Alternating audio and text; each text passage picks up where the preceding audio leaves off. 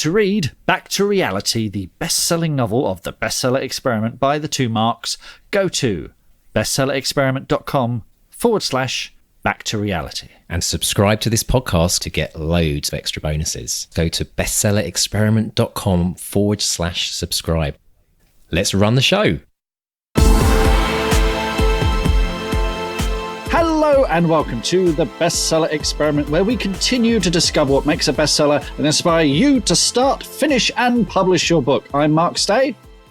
And I am Mark DeVoe, and welcome to everyone. Before we dive in, we'd like to thank our sponsors, Pro Writing Aid. And if for some reason you missed last week's episode, you missed an amazing interview with Chris Branks, who is the CEO, although he doesn't like the big cheese, like the head honcho. The big cheese, yes, at Pro Writing Aid. And if you haven't tried it, you're missing out, because Mark and I have we've dove deep, haven't we, Mark? We are using it on everything: emails, scripts, writing, everything. And if you haven't tried it, it's absolutely brilliant. It is a writing coach. It's more than just a grammar checker, and it integrates into everything that you use, whether it's Word, Google Docs, Chrome, Safari, Firefox, Open Office, Outlook, and even Scrivener, who we've mentioned just a couple of times on this show.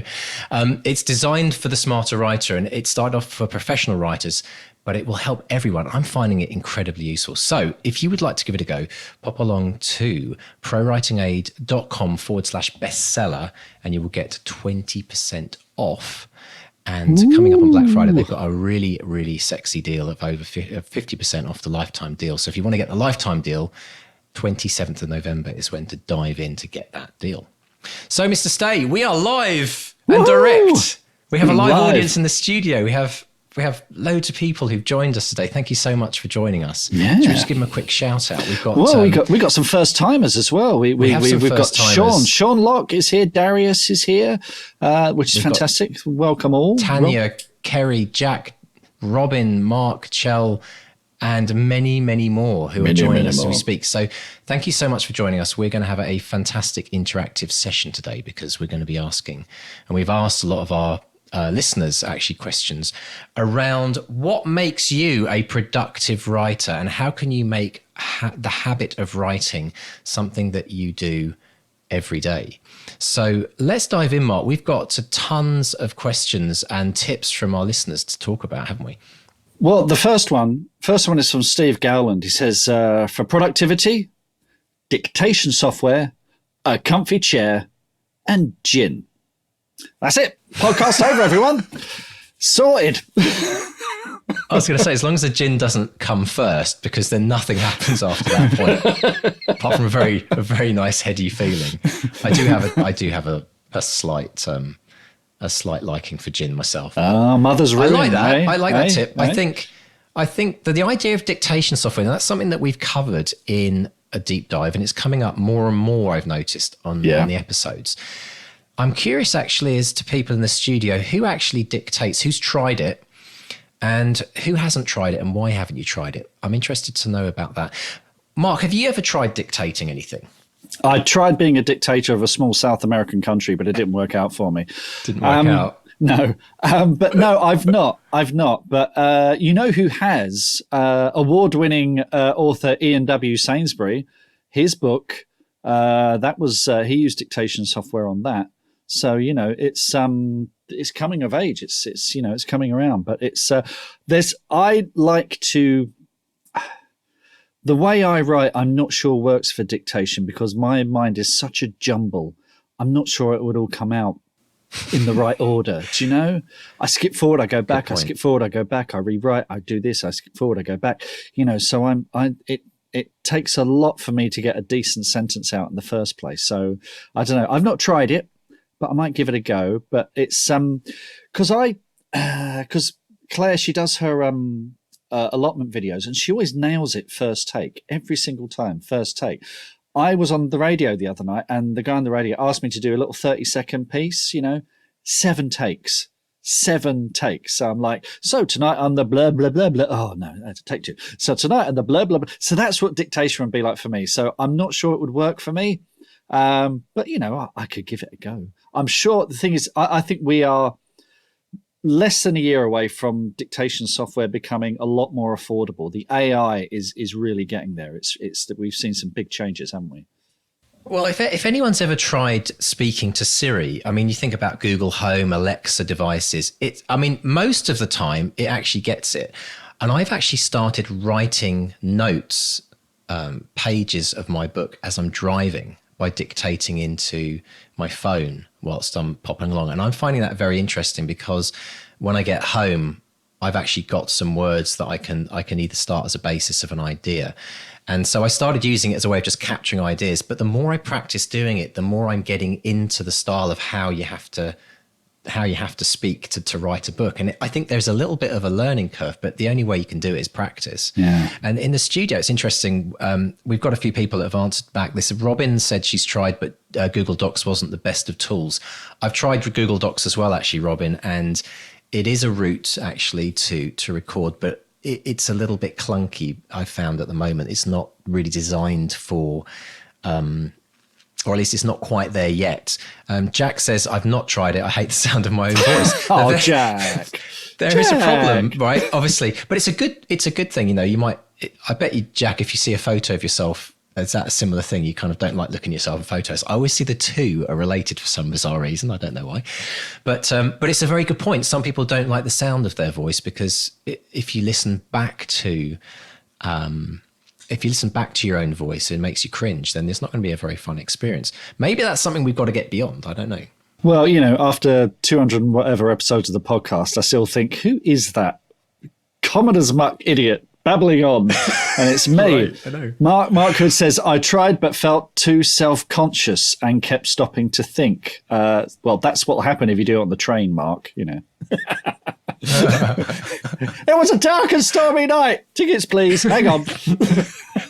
He gets slowly escorted off at the next station. Thank you, sir. Please move on. Sean says, I haven't tried it yet. One thing I like to see is someone doing it, like a video of someone dictating their novel and the rough copy of what their dictation looks like. That's interesting. That would be, who wouldn't feel self-conscious about doing that, you know? I wonder if somebody's ever dictated their entire book on a live video on YouTube.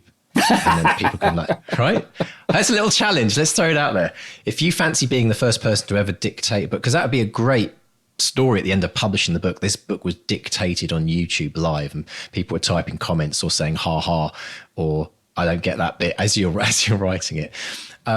Very interesting point. I think there's a lot that we're talking about here on the podcast about the inner game of writing. And when we hear about people not liking their own voice as a block for dictating, when we hear about the challenges of being self-conscious, these are all inner game aspects that we have to try and push through. So we're going to be doing a lot of work on that in 2020, actually. I mean, that's really a lot of the stuff that I do on coaching every day of my life. So it's a very important one because unless we can step beyond some of those limitations or self-beliefs that we have that stop us, we'll never get beyond to where we want to actually get to. One other thing I'm going to throw in there is a really interesting idea that one of my friends has been trying, is they're actually writing by hand. So they're using the classic pen and notepad, which I still think, you know, with all this amazing technology we've got around us, I do think that there's something special about that flow from the brain to the ink on the page and how easy it is to make amendments or write notes in the margins. But there's a trick that they're using, which I want to talk about. Well, we'll go to that in a second. What do you think, Mark, about brain to ink rather than brain to fingertips? I think I don't think it needs to be either or. I think the key is to switch between them, to switch it up. And I do find that if I'm staring at a screen too long and I hit a wall, the solution I get is just grab a sheet of paper and just start doodling, making little spidergrams. I've got my whiteboard over there. So that does shaking it up. Of course, Joe Hill, I think his last couple of books he's done handwritten first before he's moved on to putting it on a word processor. And the other thing I will do, I email myself when I'm out and about. And funnily enough, I did used to send little voice memos. I've stopped doing that now because the typing's got better on the phones, but I did used to send voice memos. So not exactly dictation. But Robin says she wrote Colours of Cowardice, her book, completely by hand, but typing it up was a pain. And now this leads us very nicely. Thank you for that, Robin, because that leads us very nicely into the next stage. A lot of people don't write by hand because they think, well, what's the point when I can just type it straight in? But what about the idea as a productivity tip of dictating what you've written? Oh, nice. Right? Yeah. Now, think about this, folks. Double, like I like this, winner, chicken dinner, right? This is a double whammy because what happens when you read out your story loudly? We know that's come up many, many times. A lot of authors read their story aloud, and it's where you find the problems, where it doesn't flow or where you get stuck. And so you're gaining that as almost a second stage. It's almost like your second draft that you're actually dictating into. And now the software, every bit of software we've played with is good enough to do that. So that might be a useful one for you, Mr. Stay, because if you don't want to feeling comfortable about just doing it off the top of your head, what about, I wonder, would you be willing to try that with a chapter of your new book? Well, I'm in the rewrite stage, so probably not, but maybe first draft or something. First draft or something. Yeah. Who else? Okay, let's get some people to commit right now, because we're all about taking action, public declarations. Who else of everyone with us right now in the studio is willing to actually, over the next 2 weeks, write by hand if they don't write by hand, and then try dictating it? Let's have a look. Let's see who comes up. We'll come back to that in just a second, but I think we might be onto something. We'll have to call it a mythology. It's the bestseller, the BXP writing mythology. How about that? Does that work? Is that a word? It sounds like mythology, doesn't it? Methodology. Methodology. You got an ology. So Sage says I handwrite from time to time, but handwriting looks like spiders skittered through some ink. Steve G says, yes, dictation rules. Richard, we've talked to Richard about this previously, dictation. He says, as someone with hand problems, I missed handwriting, but if you can, worth doing it. Sean says, geez, Robin, my hand and wrists are cramping up just thinking about writing a bajillion words with a pen. Sean, you'd have to write the whole thing. Maybe you can just do bits of it, it's Yeah, it doesn't have to be all in. Steve actually says that he's already written 100,000 words so far this way. Wow. When we talk about action, productivity, and getting things down on the page, I do think this is something we need to look into, no matter how much we feel averse to actually dictating but it should become part of how we write. It doesn't have to be the way we write. But I think you're right, Mark. It has to become maybe part of the mix, at least to have tried it, because if everyone else is doing it and we're not, then we're at a disadvantage. So there's one reason. Yeah. But I do think that the technology it's really catching up now, and it's about 96, I'm finding 96 to 97% accurate. It's still a pain because you have to go back through and edit things, but then you have to do that anyway if you're writing.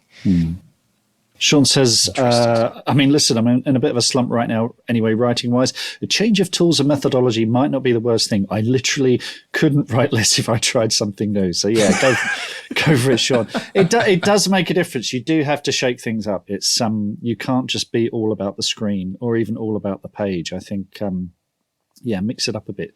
Doodle, that helps me. Absolutely. Going back to tips popped in by our listeners earlier. Tanya Scott said, best writing tip, sprints. Set a timer for 5 to 10 minutes and write until time's up. And we've talked on previous shows about the Pomodoro technique and stuff like that, and setting yourself little goals. And that definitely works for folks, doesn't it? Works for you, doesn't it, Mr. D? It does, and it's actually something a lot of writing groups do. If you ever go on a writing retreat with a group of people, always introduce some kind of daily sprint. It works best when you find a partner to do it with. And here's the thing. I actually did a sprint once with Shannon Mayer. I have talked about this before on the podcast, but it's relevant again now. For anyone who's ever heard about Shannon Mayer on this podcast, she publishes on average about a book a month. So she writes like a demon. She has actually written 10,000 words in 1 hour, which is utterly mind-blowing.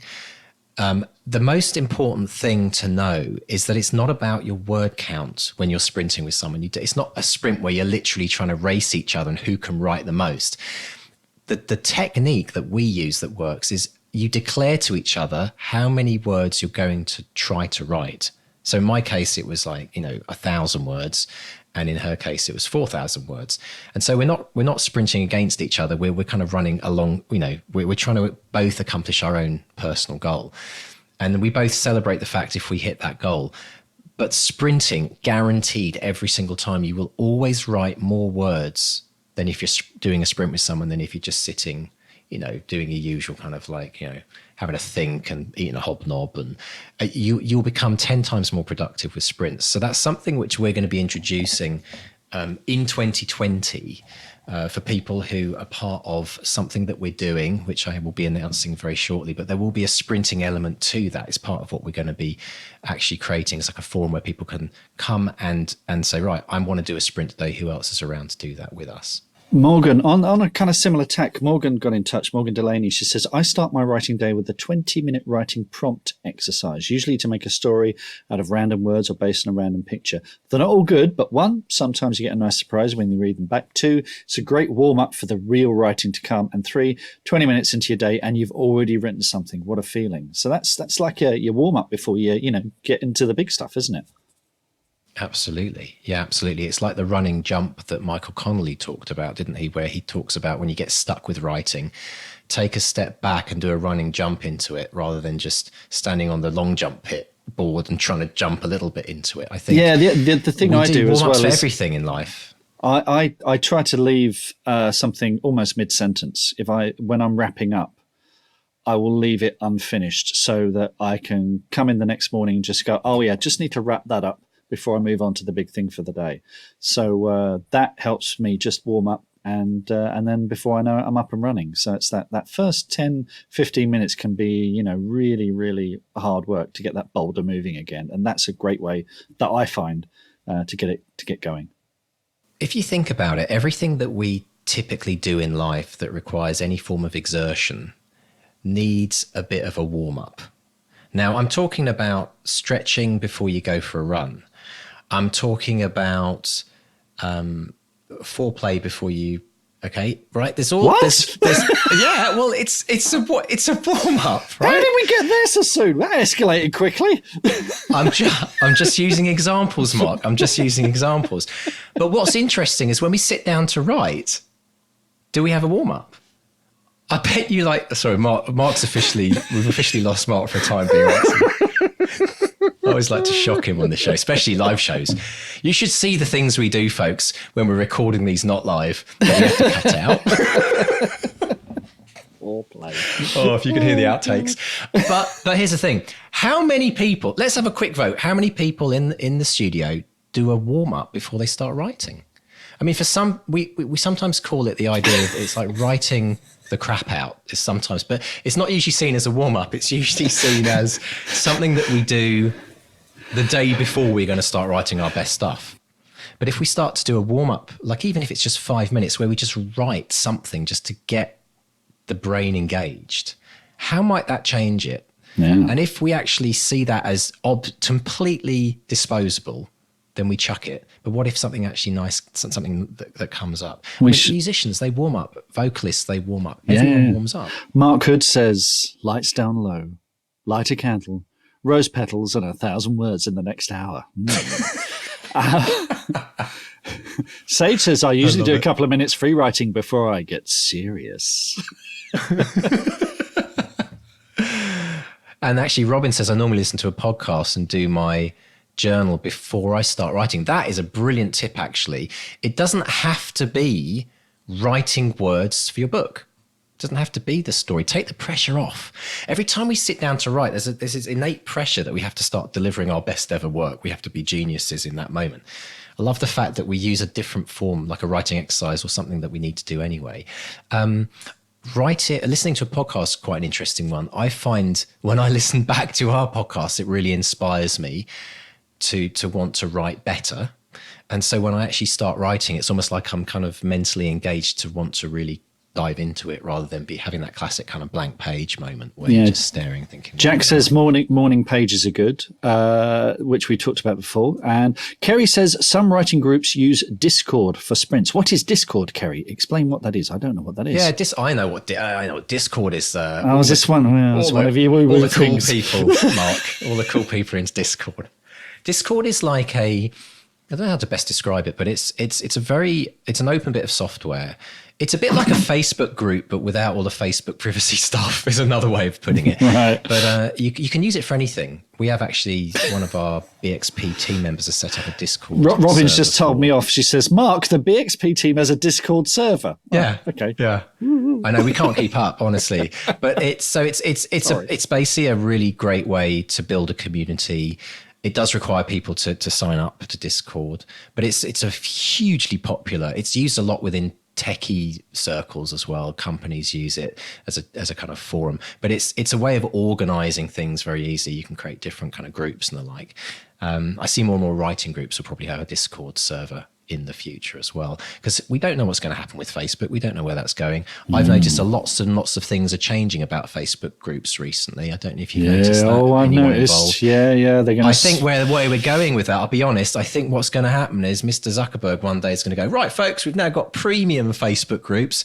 We've removed all the things that we used to give you for free down to the bare minimum. And if you want to upgrade, then, because I think Facebook groups are a massive part of what they do. So I always I'm always a little bit nervous about investing all of our energy into one space, because if you're building on rented land, as I like to think of it, you never quite know what's going to happen with that. So Discord could be another alternative to that. Excellent. Elizabeth Hurley got in touch. She says, know what you were going to write before you write it. She said, I only need a paragraph outlining the chapter, but then I can rock it through 3K. And I've only very recently discovered this. Total game changer for me. And of course, Elizabeth just signed up with a major publisher as well. So yeah, something because I'm working on rewrites at the moment. I'm looking at a chapter, reading a chapter, and I'm finding little spots where things can be improved or where stuff might need cutting. So I do end up with not exactly an outline, but a bullet point of little tasks that I can, just pound into and change. So that, yeah. And certainly when I'm doing a first draft,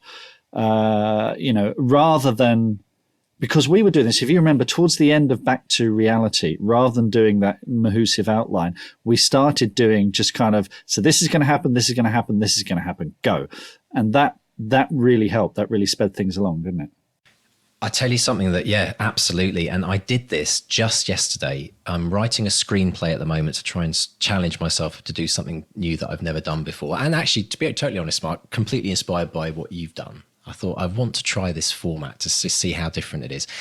And what I found myself doing is I didn't have time to actually really to sit down and write the whole scene. So what I did is I wrote down the 6 points that were going to happen, because I already had the scene mapped out in my head and I didn't want to lose the thread. I woke up one morning and thought, I know what's going to...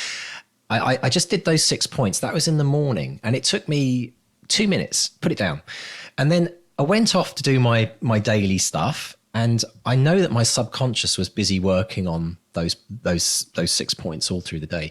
And then in the evening, when I dropped off my daughter at her footy practice, I went to the library, opened up my laptop, and I saw those 6 points and I was like, I don't even have to think about this. Yeah. And I wrote the best scene I think I've ever written for that screenplay. And I am absolutely guaranteed now that I'm going to use this technique, even if it's in the same writing session. There is something about, it's kind of like mini plotting if you're a pantser just within one chapter or one scene. And I do think it's a lot quicker, because I think the challenge is if we don't have a general idea of where we're heading, we spend a lot of time thinking. Yes. Between the writing. Yeah. And that's where we lose a lot of time and we lose a lot of potential word count. Yeah. Thinking's important, though. I like a bit of thinking. I like people staring at the space. Yeah. Absolutely. But do the thinking between the bullet points and then the actual fleshing out. I think that's you're going to be thinking anyway. Darius had to go away and he's come back, and Darius says, I'm back. What did I miss? Foreplay, Darius. That's what you missed. No one explained to him what that is. He'll have to listen back and figure that out. So next tip.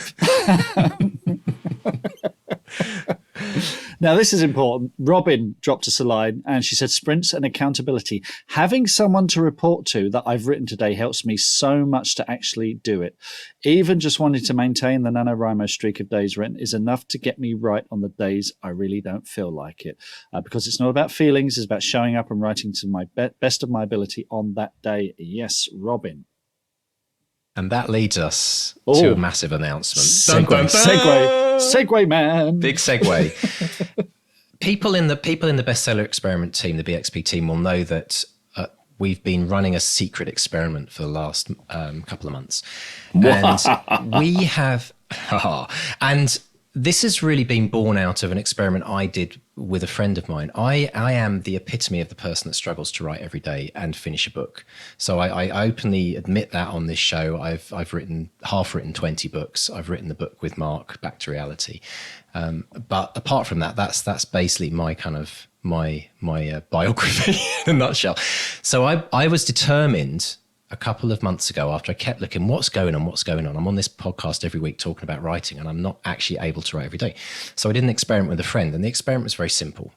We basically we set ourselves a target, but we had to account to each other each day our word count. And I've done a lot of research into this, about why does it work when you have someone else that shows up for you. And ultimately, it makes us accountable. And the biggest challenge that we all have in today's writing world as indie authors, is that there isn't a publisher banging on our door telling us the date and the deadline we have to deliver our manuscript by. Not everyone has an agent, not everyone has a publisher that can do that. So we need to artificially create it. But it's not artificial because ultimately you get the word count done. So what we're going to be doing in 2020 is we're going to be launching a massive project. And the project is to get the world writing. Our big focus for next year is about taking action and making your 2020 the best writing year you've ever had. Not just the best writing year, but the most productive writing year. And we've come up with a project, a challenge, that if every single person takes part in, you will have a book finished by the end of 2020. We're launching it on the 1st of January.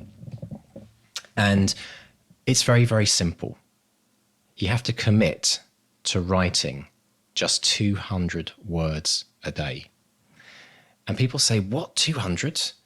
200 words, why 200? Well, if you listen back to every single major bestseller, bar about two, they've told us, every time we've asked them for their tips, they've told us that there is the importance of writing every day. But what we've discovered through our incredible team that we've surveyed and we've put a lot of word out there, it's actually really hard to get that habit ingrained to write every day. There's this challenge, this pressure. NaNoWriMo, for example, you have to write 1,666 words every day in order to win the challenge of writing 50,000 words.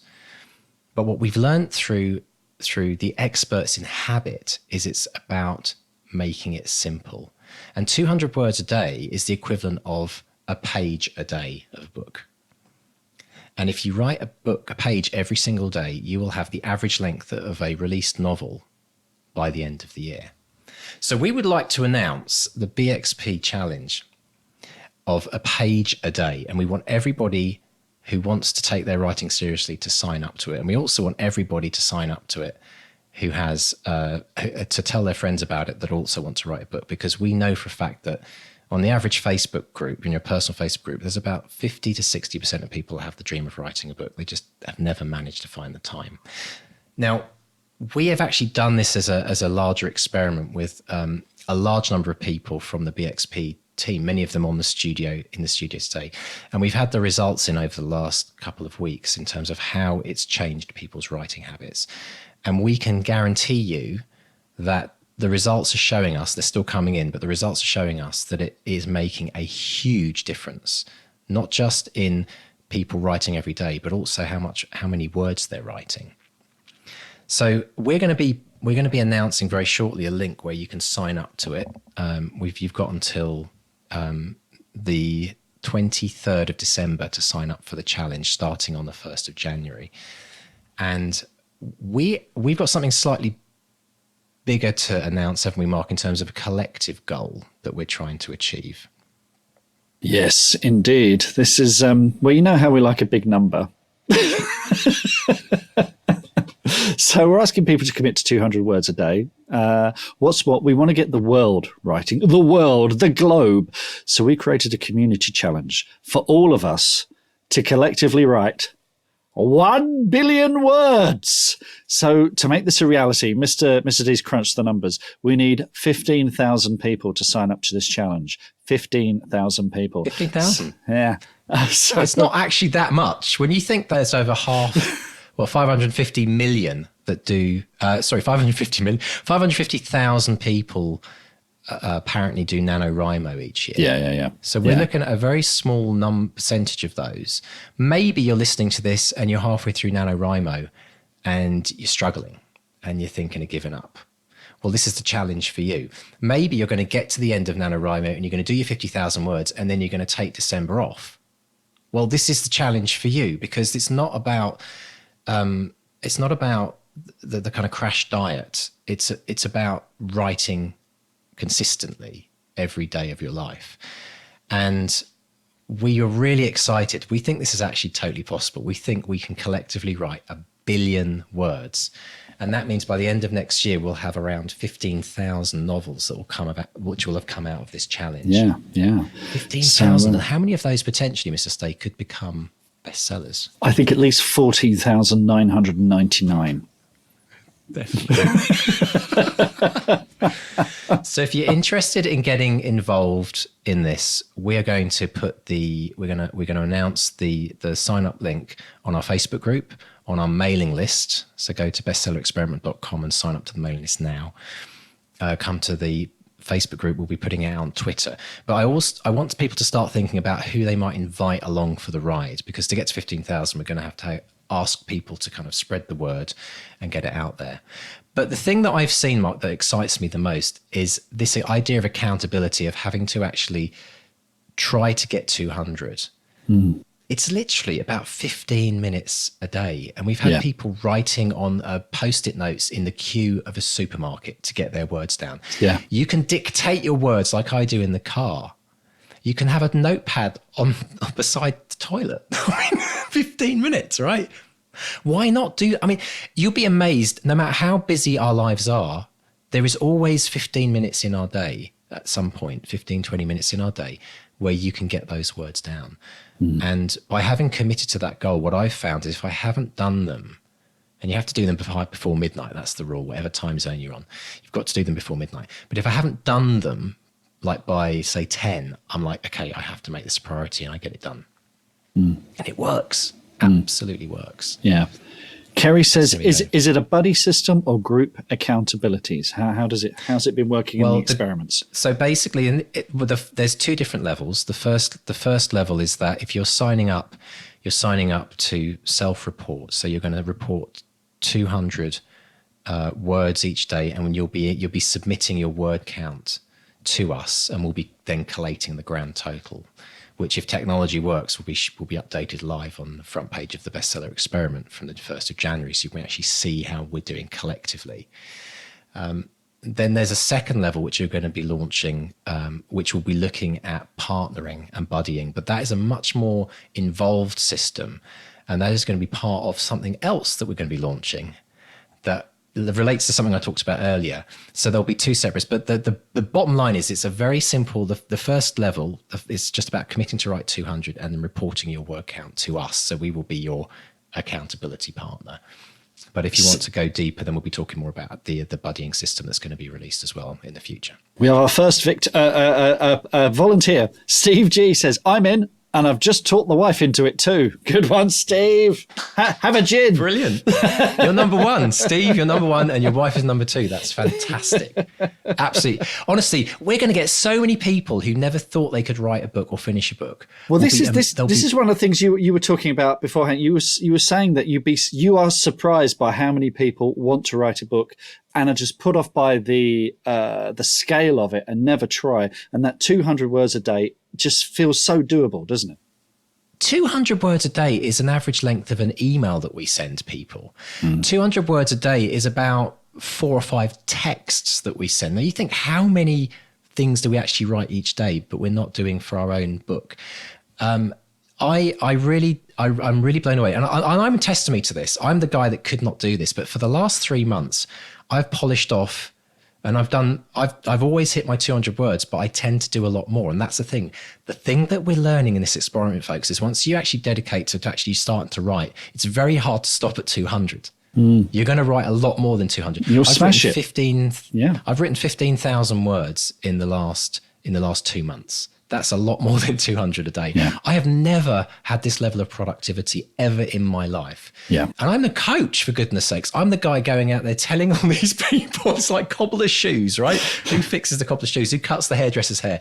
So this works. I'm putting my personal stamp and guarantee on it. It's so simple, but it works. And I think this is going to go big. Well, And already we're seeing people saying, Kerry says, I'm right? in too with 15,000. Somebody will be my buddy. And then Jack says, I'll be your buddy, Kerry. Shell says, I'm in. I'll have another crack at fiction. So, it's Jack says, I'm going to convince my sister. Sage says, I'm going to mention it to my writing group. Yay! Absolutely Excellent. Brilliant. They're off. We're up and running. Brilliant. This is just it's ground zero, people. You were there first. This is it. This could be, and this is not to compete with NaNoWriMo. I want to be very, very, I want to say that this is to complement NaNoWriMo. You can do NaNoWriMo with the page a day challenge. It's about getting everyone writing, and we're all here to just help that within the writing community. And I, for one, cannot wait to see what happens. So watch this space, and we'll be putting out the link very, very soon. I want to teach the world to write in perfect harmony. I'm encroaching copyright. I'll stop there. If you're thinking, oh my gosh, that's how am I going to do this through the year? We had a lovely tip from Alex Waite, and I'll see if I can put this link to his photo in the show notes. He said, I can't make it to the live show, but I thought I'd post my top writing tip. I use a calendar to mark off writing days. I've had some good and bad months, but it's a great feeling crossing a day off. I always hate breaking a streak. And so, this is it. Mark those days every day, 200 words. Just fantastic. It's excellent. And, we're talking of streaks. Alex talked about streaks. It's about setting yourself a goal. Now, there are days, we all know there'll be days when it probably won't happen. There'll be a day when the 200 words, you'll suddenly get to 11:50 at night. You think, I haven't done my writing. That's okay. Because what you'll find is you'll average a lot more than 200 a day. So you'll make them up. But here's the other thing. It's very important that you measure your streak. This is something the Seinfeld gag, where he would have a streak of jokes. Every day he had to write a single joke. And it was about how many days could he run without breaking the habit, and creating a streak. So you're looking for what your personal best is. So if you manage to write for all of January, then you've got a full month streak, and that becomes your records. And then the challenge becomes about, can you beat your record? Can you extend that for longer? And that takes into the fact that we're all human beings, and we're going to fall off the wagon every now and again, but it's whether we get back on and keep writing. Richard has discovered the solution.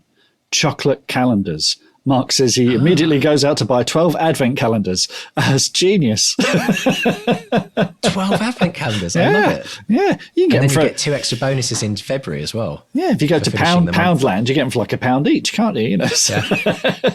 Yeah, absolutely. Richard said there is that whole point of rewarding yourself. And actually, just by tracking your own word count is a reward in itself. To see how much you're actually writing is phenomenal. Yeah. But Richard, I like that idea. Richard said it's merch, store time, a BXP calendar, find the mini hobnobs and the one Colin caterpillar. That could be like the 25th of December. Yeah, exactly. The double doors.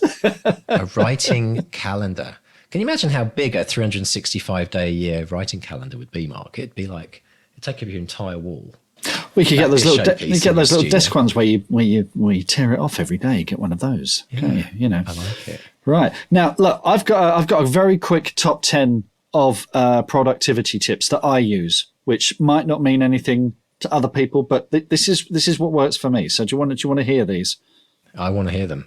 Okay. Absolutely. My first productivity tip, and this will sound weird, procrastinate first. Okay, right. Especially if, like me, you're a social media addict. Before when I'm having breakfast or whatever, that's when I do my social media. You'll notice that I'm very, very busy for about half an hour in the morning and then radio silence until lunchtime. So I get that out of the way first. I treat myself before I do the writing, because it's just, otherwise I'm thinking, I wonder what's going on. But I know, but I turn it off and walk away from it. Okay. So that's number one. Number two. Regular breaks. Okay. Now, especially if you're doing NaNoWriMo, there is this kind of thing. I've got to do my words before I can have a break. I've got to, I try and get up every half hour or so just to get up. Usually I'm on my own at the moment as well. So there's usually some little chore to do, empty the dishwasher, do a bit of washing up, little vacuuming or whatever. I go away and do that. Then, I have a little break. I'm getting some exercise. The blood is flowing. And that's usually when I solve a writing problem. So I find that really, really helps. So regular breaks. For me, and not everyone will go for this, but silence, total silence. Okay. Now, I used to be able to have playlists for things that I wrote.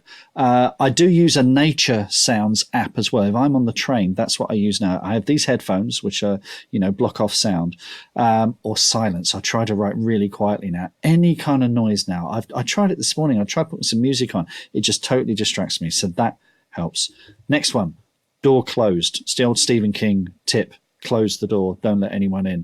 Do you put a sign on it out of interest? Do you actually put a sign on the door saying, "Am writing"? No, the whole family now knows if that is shut, I'm either podcasting or writing, so they don't come in.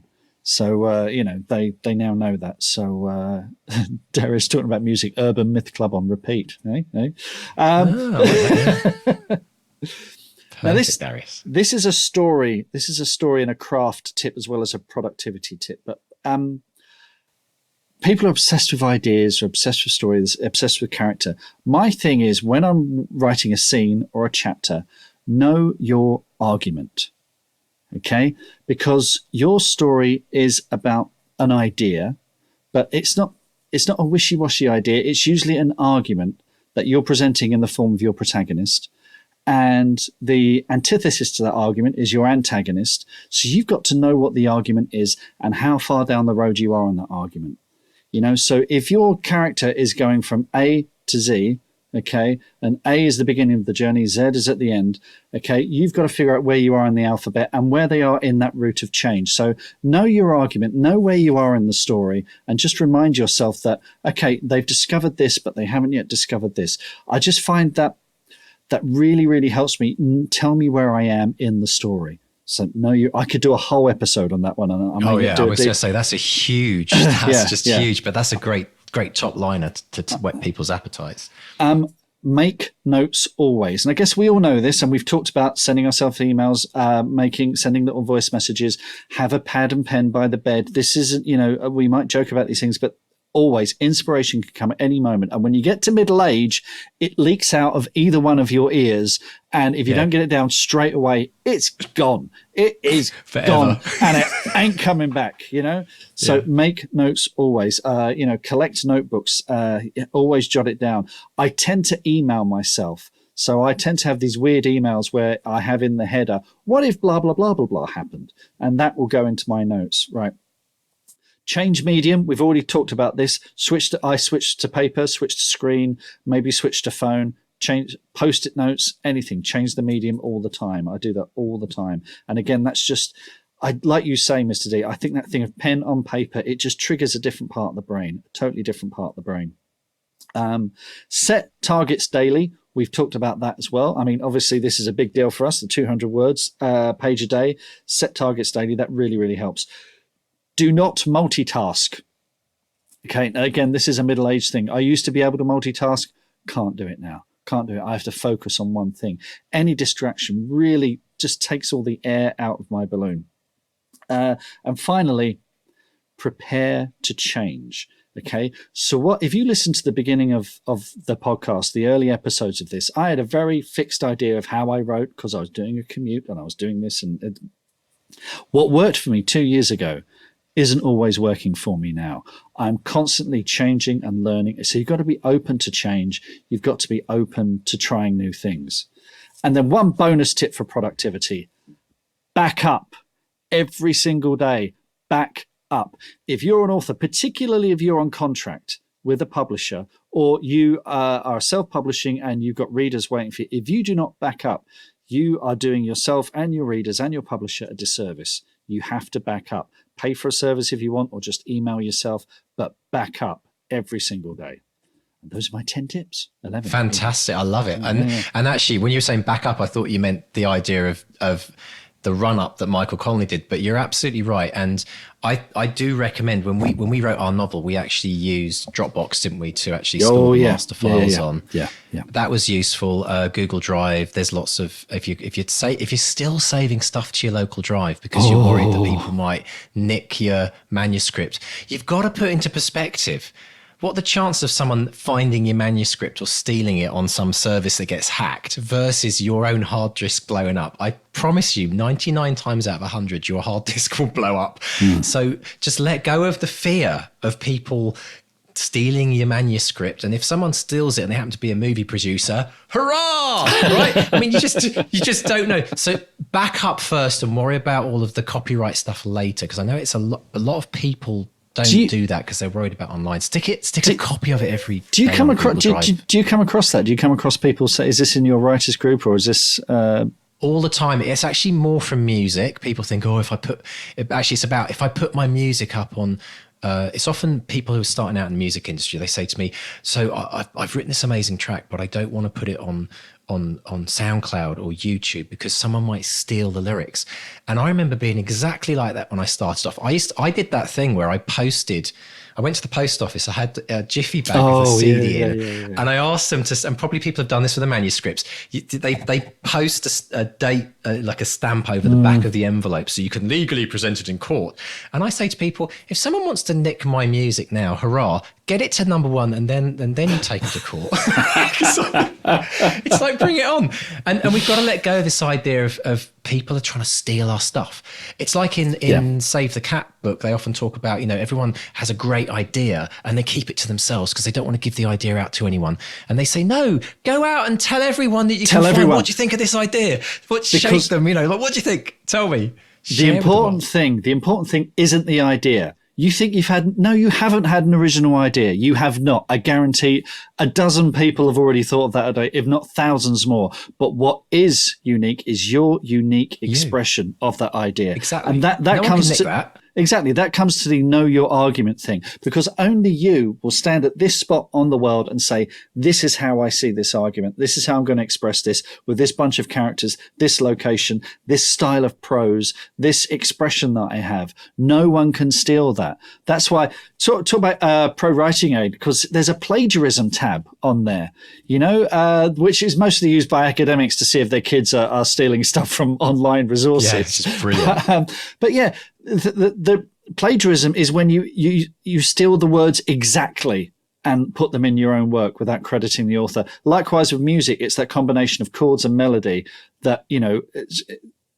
it's that unique expression. So they're not going to steal it. They are not going to steal it. So back up. Sean Locke says the 3-2-1 rule: 3 copies of your data, 2 separate kinds of media, plus 1 copy of site. Boom.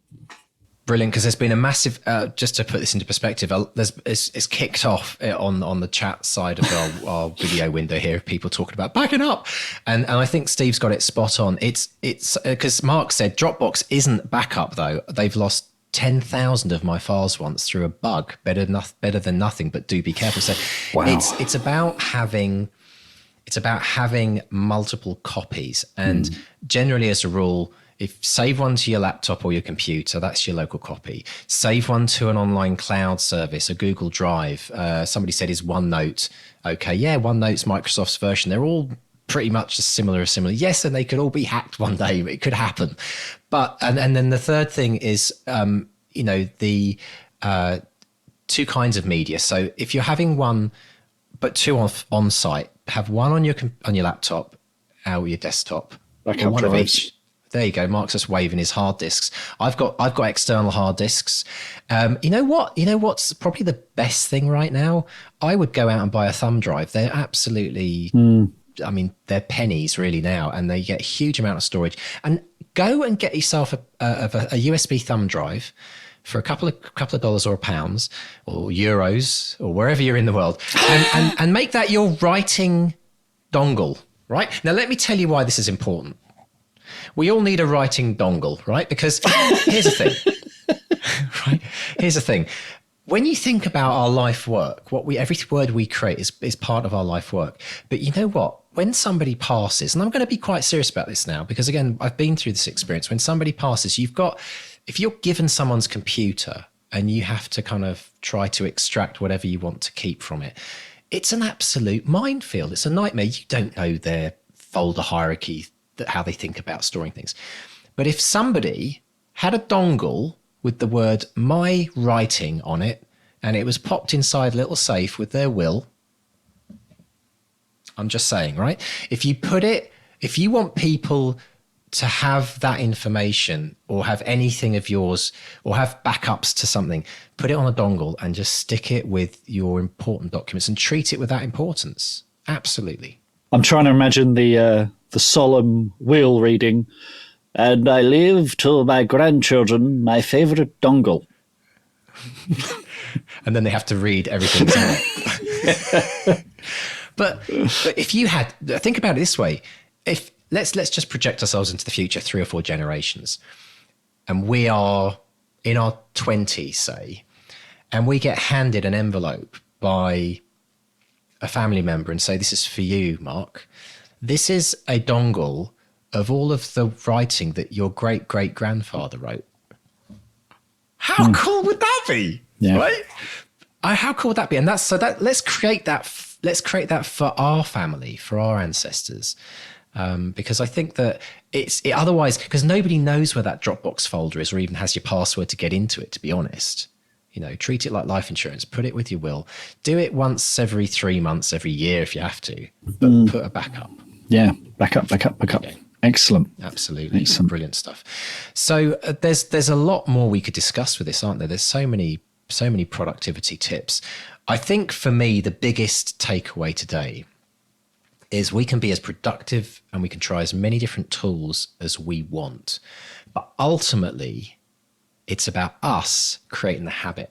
Because without that habit, nothing happens. We don't even get to play really with the productivity. The productivity tools happen once we've got the habit. We can't be productive with a blank page. So going back to the writing challenge, this idea of starting with 200 words a day is your gateway to productivity. And if you're already thinking, well, I write way more than that, then great. That's great, because you can challenge yourself to whatever level you want to, but it's this minimum showing up each day of 200 words. You betcha. Once we've got that in place, then the productivity, we get to play with that and we get to try and make it even more focused and increase our word count. But I got to say, Mark, there's still only one author that didn't agree with write every day, and her take was think every day. Always be thinking about your book. Yeah. I mean, that's you'll find lots of authors like that. They don't all write every day, but I think if you are starting out and you're trying to get that habit, if you're like all the people here in the chat room today and the live show, they're going to be telling friends of theirs. And as you said, Mr. D, you've discovered all sorts of friends who have thought about writing but never felt that they've been able to do it because it's so intimidating. 200 words a day is doable. And doing it every day helps build up that habit. As you say, the habit is everything. I don't write every day anymore. Again, if you go back to that first episode of the podcast, I was writing every day. But just, it's I am always thinking about it.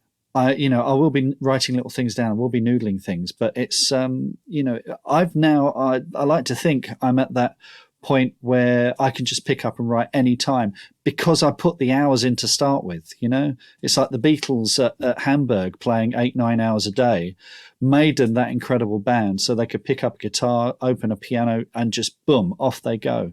So it's if you're starting out, this is the way to do it. It is. And there's, two things that we discovered from the research that we've done. A lot of this is backed up with research folks as well. This is not just us waffling on about an idea we've got. We found, out of all the writers that we surveyed, that the number one challenge of all of the majority of writers, 83% of writers, the number one challenge they had was too busy with life/day job/family to write. That was the number one reason that blocked people from actually writing, not just every day, but just writing in general. Too busy with life, day job, family. Who in our world today cannot associate with that? I think every single person. That was above things like procrastination, above things like too many ideas, above things like self-confidence, right? This is the number one reason why we have set this challenge up, because we've discovered the number one reason why people don't write is they don't have the time. We're going to show you how you can create the time and make it a really simple thing to do. The second reason why this is important is the same reason why anyone who doesn't read a book on a regular basis loses track of their story. Right? I find if I get into a book, but then I have a break from it for 3-4 weeks, you know that kind of phenomenon, Mark, where you pick it up and you think, I don't remember any. Can't do it. What's this character? And you're going back trying to find. The same applies when you write, folks. If you don't write consistently, who was it that said? Which author said to us, "My characters get bored and walk away"? Was that Ben Aronovich? It was. I don't Ben, know. wasn't it? I can't remember. I can't remember. Ben said if I, he came back to his thing and his characters got bored and left. If you write even 200 words a day, you just keep that thread going. And in between each of those 200 words a day, your subconscious is working on the next part of your story. Yeah, that's but totally that doesn't true. work if you take a week or a month between it. There are so many levels to what appears to be a very simple experiment that you will discover by doing this, and you will also teach us by doing it as well. But what I'm seeing, I've never been as excited, I don't think, about a project on the bestseller experiment than this one. I can testify to that. You should see tell. that I wake up to about 15 emails every bloody morning. But yes, it is because it has been working for you. This is the thing. You were emailing me before, very early on, saying I'm doing this thing, and and it's really working. It's really, really working. So yeah. You were the first crash test dummy, weren't you? So yeah, indeed. And we are the bestseller experiment. So we've got to give it a go, right? We've got to try it out. But I think 1 billion words, I do think that's more achievable than some of the other goals that we've set in the past. If we could get to that, it would be, just imagine what, as collectively with everyone, and I'm not just saying me and you, but I'm saying all of our listeners, all of our BXP team, collectively, this is a collective project. Just imagine the people that might write a book that may never have started a book, the people that finish a book that may have never finished a book. How could that change their lives? Could it be you? Could it be the person listening to this now thinking, you know what, I'm going to give this a go? You could be the one on this podcast in like 9 months from now telling us about how, this experiment led to getting your book finished and getting a lifelong writing habit in place. And that's what we'd like to happen. Well, shall we inspire some of our listeners now by getting some social media stuff from some of our listeners? So here's just a handful of them. So Liam Saville got in touch on Facebook, said, ready, set, publish. Killer Christmas, my short holiday crime story, has just gone live on Amazon. So Liam, big high five, congratulations on that.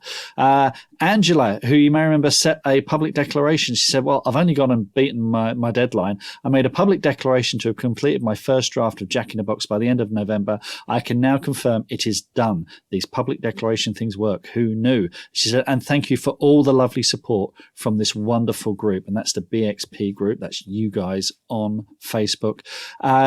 Jennifer Sewell, just listened to Bestseller Experiment and making myself accountable with a public declaration. My nano project is to finish this book once and for all. Major structural changes, polishing, edit, and the rest like a steak before I send it out into the world. Wish me luck.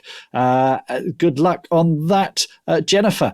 And I don't think we mentioned this a few weeks ago, but S.E. Moorhead, she said, my public declaration is on hold this week, but my agent wants to see the first 3 chapters of my new novel, so I'm polishing that like mad. But to keep myself going and to remind myself that the graft and glacial speed of the publishing world will all be worth it, here's a sneaky peek of the cover of my first book, which is out on 6th of Feb. If I can do it once, I can do it again. And her book, Witness X, has the most amazing cover, and the shoutline is, her mind is the scene of the crime. So big congrats on that, S.E. Moorhead.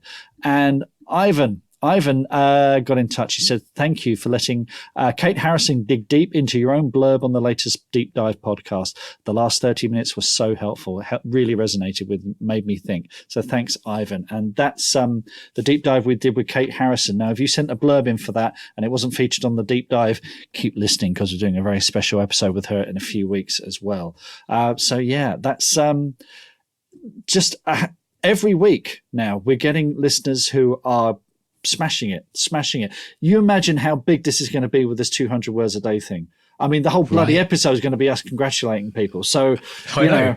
know, We're gonna have to do a 24-hour marathon, like another 24-hour marathon back to back of us talking about all of the successes.